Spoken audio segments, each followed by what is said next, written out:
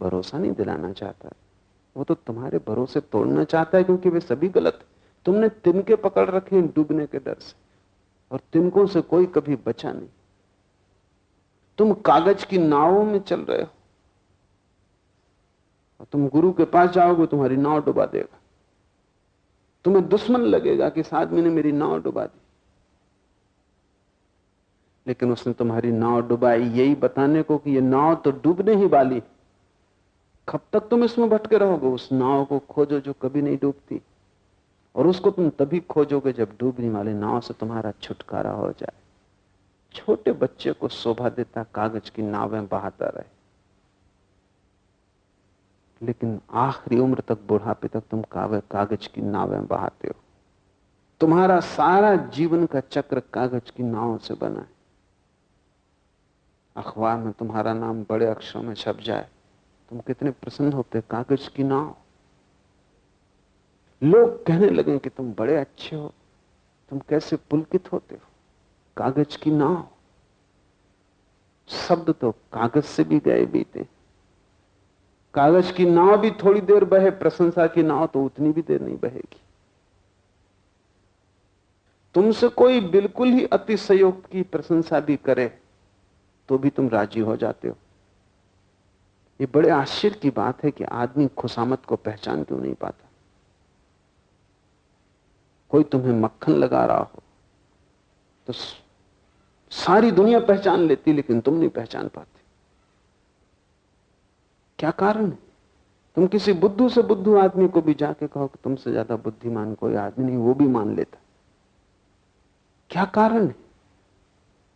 क्योंकि हर आदमी अपने अहंकार का बड़ा कागजी विस्तार किए बैठा है। तुम कितनी ही प्रशंसा करो, वो उससे छोटा है। जितना विस्तार उसने कर रखा है उससे बड़ा तुम कभी नहीं, इसलिए खुशामद चलती। इसलिए लोग खुशामद से एक दूसरे को प्रभावित कर लेते, क्योंकि तुम कितनी ही प्रशंसा करो, तुम्हारी प्रशंसा छोटी पड़ेगी। उससे ज्यादा वो आदमी अपनी पहले ही कर चुका है। वो अपने भीतर भीतर कर रहा था, उसने कभी किसी से कहा नहीं था, तुमने कह के उसकी परिपुष्टि कर दी। कागज की नाव पे आदमी यात्रा करता रहता है। वे सभी लोग तो बहुत भयभीत हो गए होंगे, क्योंकि एक तो समुद्र की यात्रा खतरनाक मामला, पुराने जमानों की कहानी है, जबकि नाव अक्सर डूब जाती बजाय पहुंचने के, जबकि नाव पर चढ़ना खतरे से खाली न था। तब सिर्फ दुस्साहसी लोग नाव पर चढ़ते थे, कमजोर आदमी नाव पर चढ़ते ही नहीं थे, क्योंकि नाव का मतलब पक्का नहीं था कि पहुंचेगी कि नहीं पहुंचेगी। नाव छोटी थी, कमजोर थी, समुद्र भयंकर था, विकराल था। और इस आदमी से नेक सलाह मांगी थी, चाहा होगा कि आशीर्वाद दो कि ठीक से पहुंच जाएंगे, नाव डूबेगी नहीं, बिल्कुल घबराओ मत, मैं मौजूद हूं। और यह आदमी उल्टा फिजूल की बात उठा दिया। मौत से तो खुद ही डरे थे, इसने और घाव पे उंगली रख दी। अब इधर कोई मौत की चर्चा करने की जरूरत थी?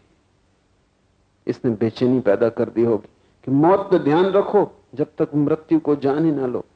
ये नाव पर चढ़ने वाले यात्री वैसे ही डरे होंगे कि मौत ना हो जाए, खुश हुए होंगे देख के फकीर को कि चलो एक ईश्वर का प्यारा साथ बचाएगा।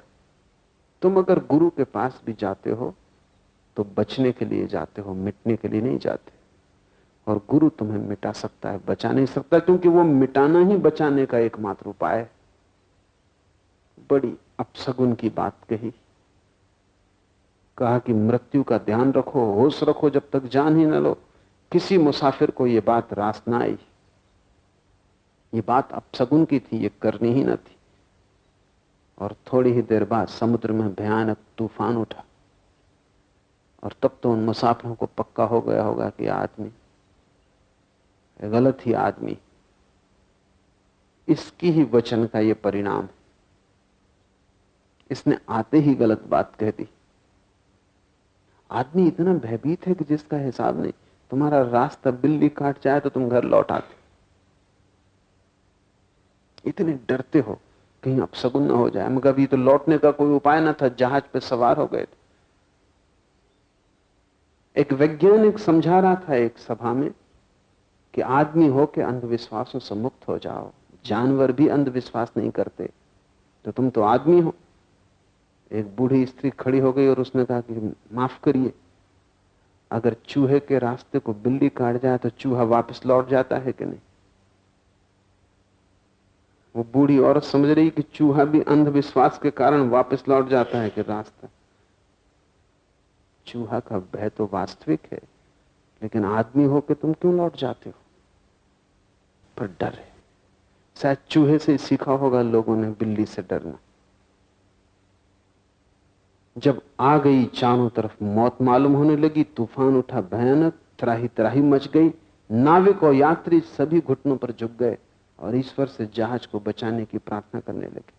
हम ईश्वर से हमेशा बचने की प्रार्थना करते, इसलिए हमारी प्रार्थनाएं उस तक नहीं पहुंच सकती। ये प्रार्थनाएं ऐसे हैं जैसे बीज बचने की प्रार्थना कर रहा हो, और बड़ी कृपा है परमात्मा की को तुम्हारी प्रार्थना सुनता नहीं, क्योंकि तुम बच जाओगे तो तुम सड़ जाओगे। तुम बीज हो, अभी तुम वृक्ष नहीं हो। बीज की तरह तो तुम्हारा मिटना ही कल्याण है। अगर बीज बच गया तो कभी भी वृक्ष ना हो पाएगा। तुम्हें पता ही नहीं कि तुम क्या मांग रहे हो, तुम कह रहे हो मुझे बचाओ। तुम ही रोग हो, तुम ही तुम्हारे कारागृह हो, तुम्हारे अतिरिक्त तुम्हारा कोई दुश्मन नहीं, तुम ही बाधा हो, और तुम प्रार्थना कर रहे हो कि मुझे बचाओ। तो जो गुरु तुम्हें बचाते हैं, तुम उनके पीछे लाखों की संख्या में जाते हो। कोई ताबीज बांट रहा है, कोई राख दे रहा है, क्योंकि वो तुम्हें बचा रहे हैं। और तुम्हें पता नहीं कि गुरु तुम्हें मिटाएगा, बचाएगा कैसे। वो ताबीज कैसे देगा? ताबीज का अर्थ ही क्या होता है? तुम जैसे हो अगर बच गए तो इससे बड़ा कोई दुर्भाग्य नहीं। तुम खुद ही सोचो, एक बार विचार करो भीतर कि तुम जैसे हो अगर ऐसे ही सदा के लिए बच गए तो कैसी मुसीबत ना हो जाएगी। राजी हो जैसे हो इससे ही, कोई तृप्ति हो गई है इससे, कोई ऐसा संगीत भीतर पैदा हुआ है कि अब ये सदा बजता रहेगा तो तुम प्रसन्न रहोगे। कुछ भी तो तुम्हारे हाथ में नहीं। कूड़ा करकट तुम्हारी आत्मा पर है। दीनता दरिद्रता के सिवाय तुमने कुछ जाना नहीं, भीतर सिवाय आंसुओं के और कुछ भी नहीं। मुस्कुराहट ने सब तुम्हारी झूठी है। नाचे तुम कभी भी नहीं हो। नाच तुम सकते कैसे हो? ऐसा तुम्हें कुछ मिला नहीं जिसके कारण तुम नाचो। मीरा कह सकती पद घुंघरू बांध मीरा नाची रे, क्योंकि पद घुंघरू तभी बनते हैं जब कृष्ण मिल जाए, जब जीवन का परम सत्य मिल जाए। तुम जैसे हो अगर बच गए तो इससे बड़ा कोई अभिशाप ना होगा, और यही तुम मांग रहे हो। खलील जिब्रान ने कहीं कहा है कि परमात्मा बड़ा कृपालु है कि आदमी की प्रार्थनाएं नहीं सुनता, क्योंकि सुन ले और राजी हो जाएगा, अच्छा चलो ठीक। इसलिए समझदार व्यक्ति परमात्मा से ये नहीं कहता कि मेरी प्रार्थना पूरी करना, वो उससे कहता जो तेरी मर्जी वो तो पूरी करना, क्योंकि हम तो ये भी नहीं जानते क्या मांगे। हम तो गलत ही मांगेंगे क्योंकि हम गलत हैं। हमारी तो मांग भी उपद्रव होगी। और तुम्हारे पूरे जीवन की कथा यही कि जो तुमने मांगा वो तुम्हें मिल गया, फिर तुम उससे परेशान हो रहे। न मिलता तो रोते, मिल गया तो रो रहे हो। और तुम कभी गौर करके नहीं देखते। मैंने सुना है एक बड़ी प्राचीन तिब्बत में कहानी। एक आदमी यात्रा से लौटा, लंबी यात्रा से, अपने मित्र के घर ठहरा और उसने मित्र से कहा रात यात्रा की चर्चा करते हुए कि एक बहुत अनूठी चीज मेरे हाथ लग गई है, और मैंने सोचा था कि जब मैं लौटूंगा तो अपने मित्र को दे दूंगा, लेकिन अब मैं डरता हूं, तुम्हें दूं या ना दूं। डरता हूं इसलिए कि जो भी मैंने उसके परिणाम देखे वो बड़े खतरनाक है। मुझे एक ऐसा ताबीज मिल गया है कि तुम उससे 3 आकांक्षाएं मांग लो वो पूरी हो जाती, और मैंने 3 खुद भी मांग के देख ली, वो पूरी हो गई, और अब मैं पछताता हूं कि मैंने क्यों मांगी। मेरे और मित्रों ने भी मांग के देख ली, सब छाती पीट रहे हैं, सिर ठोंक रहे हैं। सोचा था तुम्हें दूंगा, लेकिन अब मैं डरता हूं दूं या ना दूं। मित्र तो दीवाना हो गया, उसने कहा तुम ये क्या कहते हो, न दूं। कहां है ताबीज? अब हम ज्यादा देर रुक नहीं सकते, क्योंकि कल का क्या भरोसा। पत्नी तो बिल्कुल पीछे पड़ गई उसके कि निकालो ताबीज। उसने कहा भाई मुझे सोच लेने दो, क्योंकि जो परिणाम सब बुरे हुए। उसके मित्र ने कहा तुमने मांगा ढंग से ना होगा, गलत मांग लिया होगा। हर आदमी यही सोचता है, दूसरा गलत मांग रहा है इसलिए मुश्किल में पड़ा, मैं बिल्कुल ठीक मांग लूंगा। लेकिन कोई भी नहीं जानता कि जब तक तुम ठीक नहीं हो तुम ठीक मांगोगे कैसे।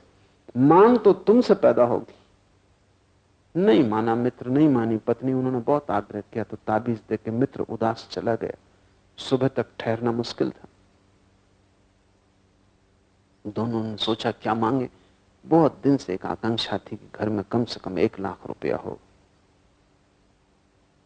तो पहला लखपति हो जाने की आकांक्षा थी, और लखपति तिब्बत में बहुत बड़ी बात है। तो उन्होंने कहा वो पहली आकांक्षा तो पूरी कर ही लें, फिर सोचेंगे। तो पहली आकांक्षा मांगी कि 1 लाख रुपया। जैसे ही कोई आकांक्षा मांगोगे ताबीज हाथ से गिरता था झटक के, उसका मतलब था कि मांग स्वीकार हो गई। और बस 15 मिनट बाद दरवाजे पर दस्तक पड़ी। खबर आई कि लड़का जो राजा की सेना में था वो मारा गया,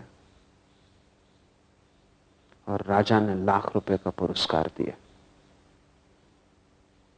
पत्नी तो छाती पीट कर रोने लगी कि ये क्या हुआ। उसने कहा कि दूसरी आकांक्षा इसी वक्त मांगो कि मेरा लड़का जिंदा किया जाए। बाप थोड़ा डरा। उसने कहा कि ये भी जो पहली का फल हुआ। पर पत्नी एकदम पीछे पड़ी थी कि देर मत करो, कहीं वो दफना ना दे, कहीं लाश सड़गल ना जाए, जल्दी मांगो। तो दूसरी आकांक्षा मांगी कि लड़का हमारा वापस लौटा दिया जाए। ताबीज गिरा। 15 मिनट बाद दरवाजे पर किसी ने दस्तक दी। लड़के के पैर की आहट थी। उसने जोर से कहा पिताजी। आवाज भी सुनाई पड़ी, पर दोनों बहुत डर गए। इतने जल्दी लड़का आ गया। बाप ने बाहर झांक कर देखा, वहां कोई दिखाई नहीं पड़ता। खिड़की में से देखा, वहां कोई दिखाई नहीं पड़ता। कोई चलता फिरता मालूम होता है। वो लड़का प्रेत होकर वापस आ गया, क्योंकि शरीर तो दफना दिया जा चुका था। पत्नी और पति दोनों घबरा रहे हैं कि अब क्या करें, दरवाजा खोलें कि नहीं। क्योंकि तुम भला कितना ही लड़के को प्रेम किया हो, अगर वो प्रेत होकर आ जाए तो हिम्मत पस्त हो जाएगी। बाप ने कहा रुक, अभी आकांक्षा और मांगने को बाकी। और उसने ताबीज से कहा कि कृपा कर और इस लड़के से छुटकारा, नहीं तो अब ये सताएगा जिंदगी भर। ये प्रेत अगर यहां रह गया घर में, इससे छुटकारा करवा दे। और पति आधी रात गया ताबीज देने अपने मित्र को वापस, और कहा कि इसे तुम कहीं फेंक ही दो, अब किसी को भूल के मत देना। तुम्हारी पूरी जिंदगी की कथा इस ताबीज की कथा में छिपी। जो तुम मांगते हो वो मिल जाता है। नहीं मिलता तो तुम परेशान होते हो, मिल जाता फिर तुम परेशान होते। गरीब दुखी दिखता, अमीर और भी दुखी दिखता। जिसकी शादी नहीं हुई वो परेशान है, जिसकी शादी हो गई वो छाती पीट रहा है, सिर ठोंक रहा है। जिसको बच्चे नहीं हैं वो घूम रहा है साधु संतों के सत्संग में कि कहीं बच्चा मिल जाए। जिनको बच्चे हैं वो कहते हैं कैसे इनसे छुटकारा होगा, ये क्या उपद्रव हो गए। तुम्हारे पास कुछ है तो तुम रो रहे हो, तुम्हारे पास कुछ नहीं है तो तुम रो रहे हो। और मौलिक कारण यह है कि तुम गलत हो, इसलिए तुम जो भी चाहते हो वो गलत ही चाहते हो। फकीर मृत्यु की बात कहा उन लोगों से जो जीना चाहते थे। समुद्र में भयंकर तूफान, त्राही त्राही मच गई, लोगों ने घुटने झुक गए और ईश्वर से जहाज को बचाने की प्रार्थना करने लगे। फकीर बड़ा हैरान हुआ होगा, अभी अभी नेक सलाह दी थी कि मृत्यु का ध्यान करना, और अब मृत्यु सामने खड़ी है और तुम जीवन की आकांक्षा कर रहे। सभी फकीर हैरान होते हैं, तुम्हें जो भी सिखाओ क्षण भर बाद तुम उससे उल्टा करते हो। सलाहें ली नहीं जाती, परंपरा के कारण लोग मांगने चले आते। लेकिन इस आतंक के बीच दरवेश अनुद्विग्न और शांत बैठा रहा। इससे शुभ अवसर और क्या होगा कि मृत्यु चारों तरफ खड़ी थी और वो दृष्टा हो गया होगा। वो देखता रहा होगा कि मौत चारों तरफ घट रही, सब तरफ मौत है, तूफान है, सागर है। उसने कोई प्रार्थना न की बचाने की, उसने तो धन्यवाद दिया होगा कि अच्छा अवसर दिया, एक परिस्थिति जिसमें मैं पूरी तरह जाग सकता हूं। धार्मिक व्यक्ति परमात्मा को धन्यवाद देता है, अधार्मिक प्रार्थना करता है। धार्मिक की प्रार्थना सदा धन्यवाद है, अधार्मिक की प्रार्थना सदा मांग है, कुछ दो।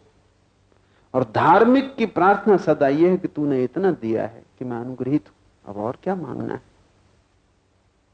वो शांत इस आतंक के बीच अनुद्विग्न बैठा रहा। फिर समुद्र शांत हुआ। तब एक सहयात्री ने दरवेश से पूछा, क्या आपने नहीं देखा कि इस खौफनाक तूफान के दरमियान हमारे और मौत के बीच एक तख्ते से ज्यादा मजबूत और कुछ भी नहीं था। ये नाव का तख्ता ही था एकमात्र। जरा भूल चूक सागर जरा और पागल कि तख्ता उलट जाता और हम गए थे। मौत बिल्कुल करीब थी, तख्ते का फासला था, हाथ बढ़ा और मिल जाती। क्या आपने नहीं देखा? दरवेश ने कहा, मैं जानता था कि समुद्र में ऐसा सदा रहता है, एक तख्ते रहता है जो फासला है। लेकिन जब मैं जमीन पर था तब भी बराबर देखा किया कि आम जिंदगी में हमारे और मृत्यु के बीच इससे भी कम बचाव है। समुद्र में तो ऐसा होता ही है कि एक तख्ता होता है, जिंदगी में उतना भी नहीं, फासला है ही नहीं तुम्हारे और मौत के बीच। मौत से तुम हर घड़ी सटे खड़े हो। क्यों? क्या मतलब है इसका?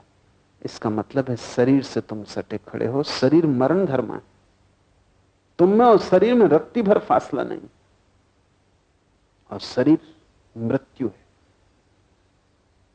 वो मरेगा, किसी भी क्षण मर सकता है। मरना उसका स्वभाव है। वस्तुतः मौत घट ही चुकी है, वो मरा ही हुआ है और उसी तुम सटे खड़े हो। तो सागर में तो कम से कम लकड़ी का एक तख्ता था, लेकिन आम जिंदगी में उतना तख्ता भी नहीं। मृत्यु के प्रति जो जागेगा वो शरीर के प्रति भी जागेगा, क्योंकि शरीर और मृत्यु एक ही अर्थ रखते हैं। जैसे ही तुम शरीर के प्रति जागोगे, मृत्यु के प्रति जागोगे, वैसे ही फासला होना शुरू हो जाएगा। और फासला इतना बड़ा है कि उससे बड़ा कोई दूसरा फासला नहीं हो सकता। तुम अमृत हो, शरीर मृत्यु है, फासला और इससे ज्यादा बड़ा क्या होगा? तुम शाश्वत हो, शरीर क्षणिक है। तुम सदा से हो, सदा रहोगे, शरीर अभी है, अभी नहीं हो जाएगा। तुम चैतन्य हो, शरीर मिट्टी है, शरीर दिया है मिट्टी का, तुम ज्योति हो। फासला बहुत बड़ा है, अनंत फासला है। इससे बड़ा कोई चमत्कार नहीं दुनिया में कि ये फासले कैसे पूरे हो गए, पदार्थ और परमात्मा का मिलना कैसे घटित हुआ है। ये बड़े से बड़ा चमत्कार है। लेकिन जैसे तुम खड़े हो आंख बंद किए दिए के तले अंधेरे में, वहां फासला बिल्कुल नहीं। और फकीर ने ठीक ही कहा कि आम जिंदगी में मौत में और तुम में इंच भर का फासला नहीं, फिर भी तुम मजे से चलते हो जैसे कि मौत है ही नहीं। अगर लोगों को देखो तो तुम्हें लगेगा मौत है ही नहीं, कोई मरने के ख्याल से नहीं भरा है। आखिरी क्षण तक भी आदमी जिंदगी के ख्याल से भरा रहता है और आखिरी क्षण तक बचने की कोशिश करता है। आखिरी कण को भी पकड़ता है सहारे की तरह। और जिंदगी में कुछ भी नहीं है पकड़ने जैसा। न उससे कुछ मिला है, न कुछ मिल सकता है। जो भी मिला है वो भी दुख सिद्ध हुआ है। वो ताबीज भयंकर है। एक सहयात्री ने पूछा, ये भी बाकी सहयात्री फिर ना आए, क्योंकि आदमी वैसे खतरनाक है। हो सकता है इसी के अपशगुन वचन के कारण ये तूफान उठा। तो भले लोग थे कि उन्होंने इस फकीर को उठा के नहीं फेंक दिया, क्योंकि ये चुपचाप खड़ा था और प्रार्थना नहीं कर रहा था। बड़े सज्जन लोग रहे होंगे, या इतने भूल गए होंगे घबराहट और भय में कि इसकी उन्हें याद न रही होगी कि आदमी ऐसे ही खड़ा है। नहीं तो वो कहते कि तुम प्रार्थना नहीं कर रहे हो, नास्तिक मालूम होते हो, फकीर बने बैठे हो। और जब सब खतरे में है तो तुम तो परमात्मा के सबसे ज्यादा निकट हो, तुम्हारी आवाज जल्दी सुनी जाएगी, प्रार्थना करो। उन्होंने जबरदस्ती इसके घुटने टिकवाए होते या इसे उठा के समुद्र में फेंका होता कि गलत आदमी सवार है, इसी की वजह से नाव मुसीबत में पड़ गई, और फिर इसने आते ही मौत की बात कह दी थी। शायद घबराहट में वे इसे भूल गए, फिर दोबारा वे इसके पास ना आए होंगे, क्योंकि इस आदमी से सांत्वना नहीं मिल सकती। इस आदमी से वे बचने लगे होंगे। एक सहयात्री ने सिर्फ इतना कहा कि क्या आपने देखा कि मौत और हम कितने करीब थे? फकीर ने कहा कि मैं तो यही देख रहा हूं सब जगह कि मौत और हम बिल्कुल करीब हैं, और यही तो मैं कहता हूं कि मौत के प्रति सजग रहो। सतत सुबह उठ के जानो कि यह आखिरी दिन होगा, सांझ सोते वक्त जानो कि यह आखिरी रात है। काश तुम ये सजगता को थोड़ा सा संभाल लो तो तुम पाओगे तुम्हारे जीवन में ऐसा रस बरसने लगा मौत की सजगता से। रात सोते वक्त अगर तुम्हारे मन में यह ख्याल हो कि यह रात आखिरी होगी, धन्यवाद दे दो परमात्मा को जो उसने दिया। संसार के मित्रों परिजनों को धन्यवाद दे दो मन में जो उन्होंने दिया, जो उन्होंने तुम्हारे लिए किया, क्योंकि हो सकता है सुबह तुम ना उठो और धन्यवाद का समय ना मिले। इस रात को आखिरी मान के सो जाओ। अगर तुम इस रात को आखिरी मान के सो सकते हो, तुम्हारी नींद का गुणधर्म बदल जाएगा। क्योंकि अगर ये आखिरी है तो सपने नहीं आएंगे। सपने का क्या अर्थ, वो तो तैयारी है कल के जीवन की। अगर ये आखिरी है तो तुम ऐसे सो जाओगे जैसे परमात्मा की गोद में सो गए। सुबह उठने का कोई ख्याल नहीं तो तनाव क्या? कल तो तनाव है, कल के कारण ही तो मन में बेचैनी है। इसलिए कल जब बहुत काम होता है तो तुम रात सो नहीं पाते। अब कल तो होने वाला नहीं है, ये रात आखिरी हो सकती है, और एक न एक दिन तो ऐसी रात आएगी जो आखिरी होगी। बिना धन्यवाद दिए मत चले जाना, क्योंकि फिर पछताने से कुछ भी ना होगा। तो हर रात ही कर लो, क्योंकि कोई पक्का पता नहीं कौन सी रात ये होगा। रात सोते समय आखिरी रात है, सबको धन्यवाद दे दो। जिनसे क्रोध किया हो उनसे क्षमा मांग लो। जिन्होंने तुम्हारे लिए कुछ किया हो उन्हें धन्यवाद दे दो। जिन्होंने कुछ भी ना किया हो, कम से कम उन्होंने तुम्हारा कुछ बुरा नहीं किया, उन्हें भी धन्यवाद दे दो। जिन्होंने तुम्हारा बुरा किया हो, जिनके प्रति मन में द्वेष, घृणा, क्रोध हो, उनसे भी क्रोध घृणा का संबंध तोड़ लो। क्योंकि जब शरीर ही ना बचेगा तो क्या नाता, क्या रिश्ता। अपने पराये से मुक्त हो जाओ और चुपचाप सो जाओ जैसे ये आखिरी रात है। तुम्हारी रात का गुणधर्म बदल जाएगा। शरीर सोया रहेगा, तुम्हारे भीतर कोई जागेगा। दिए के नीचे का अंधेरा जो है वो धीरे धीरे मिटने लगेगा। सुबह जब उठो तो पहला काम परमात्मा को धन्यवाद दो कि एक दिन और तूने दिया।